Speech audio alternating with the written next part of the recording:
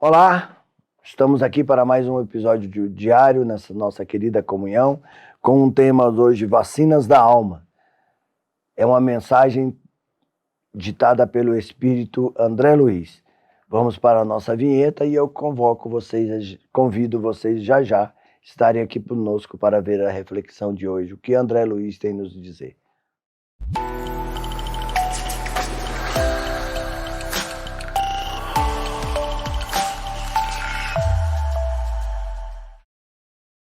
Olá, sou o Wagner Alberto, estamos aqui para mais um episódio diário na Comunhão Espírita de Brasília, nos canais em que temos vários programas para todos os horários, programas diários, semanais, palestras públicas, aonde podemos levar a mensagem do Cristo à luz da doutrina espírita.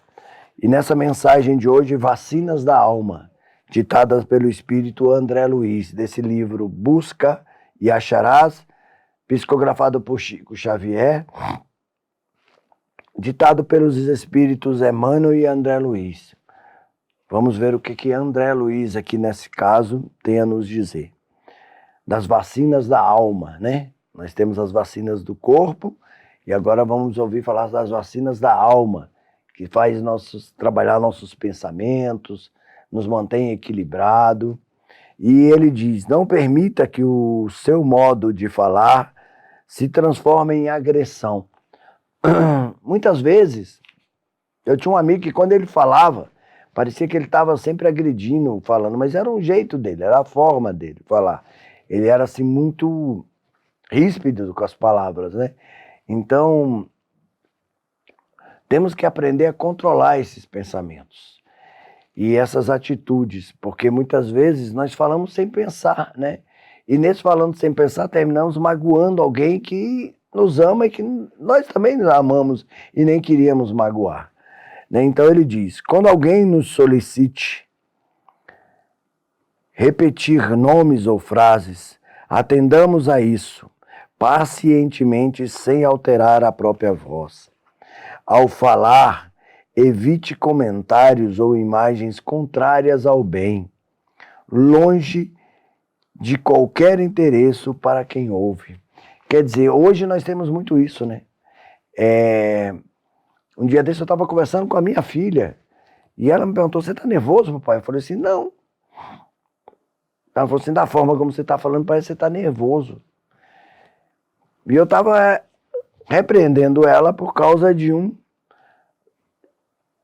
situação que aconteceu.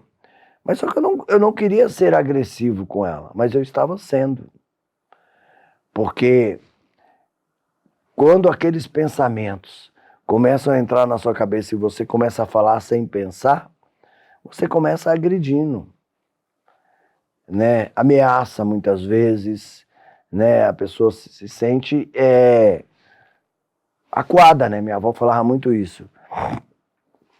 E nesse momento é que André Luiz vem aqui e nos fala, para a gente evitar alguns comentários, ou imagens contrárias ao bem, né?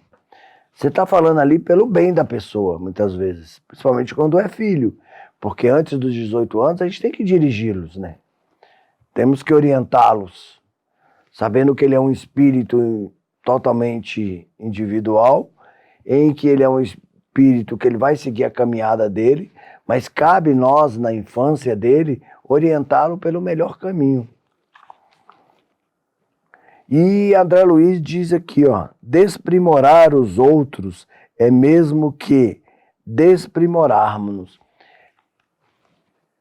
Eu me lembro sempre de uma frase de Chico Xavier, que ele falava que se sentia mais chateado do que quando ele magoava do que quando ele era magoado.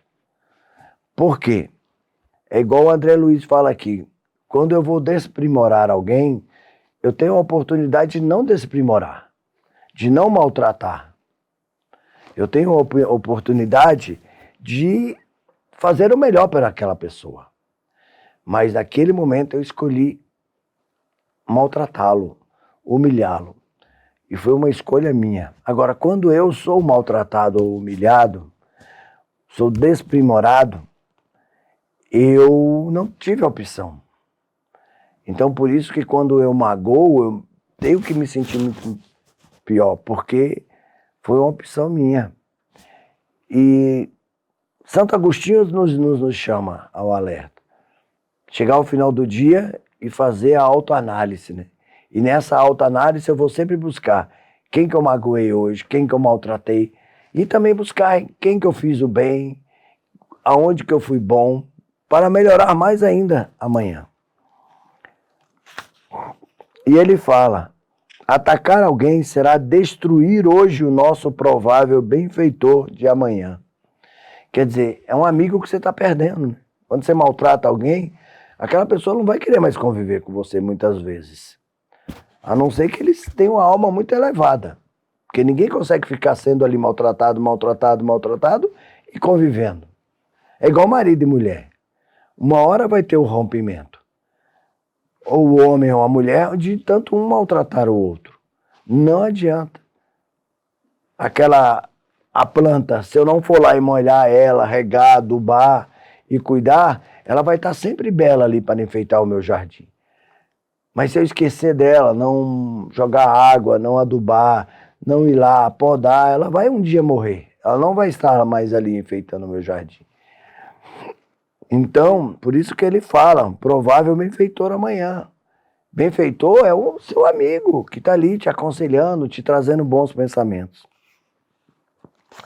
E ele fecha esse capítulo aqui, que não dá para a gente ler tudo, é até bom porque eu convido vocês a ler, né? É o capítulo 28. Ele diz, observe que no campo mental, quer dizer, na nossa mente, aos lábios temos um trajeto claramente controlável para as nossas manifestações. Quer dizer, você tem o controle de não maltratar alguém, tem o controle das suas palavras. Por isso mesmo, tão logo a ideia negativa nos alcance a cabeça, busquemos arredá-la, uma vez em que um pensamento pode ser substituído de imediato no silêncio do espírito. Quer dizer, se chega uma vontade muito grande de eu fazer um mal, eu posso substituir esse mal por um silêncio. E o silêncio pode ser a prece, a oração. Ao passo que a palavra solta é sempre um instrumento ativo à circulação. Sempre que nos decidirmos a usar esse processo de imunização, muitos males e provação serão automaticamente afastados para a sustentação da paz em nós mesmos. Percebemos a paz em nós mesmos. A paz no mundo começa em nós. Nessa palestra que nós fizemos aqui, a gente traz uma mensagem de Emmanuel do livro Fonte Viva, a paz em nós. E aqui ele está mais uma vez nos referindo à paz.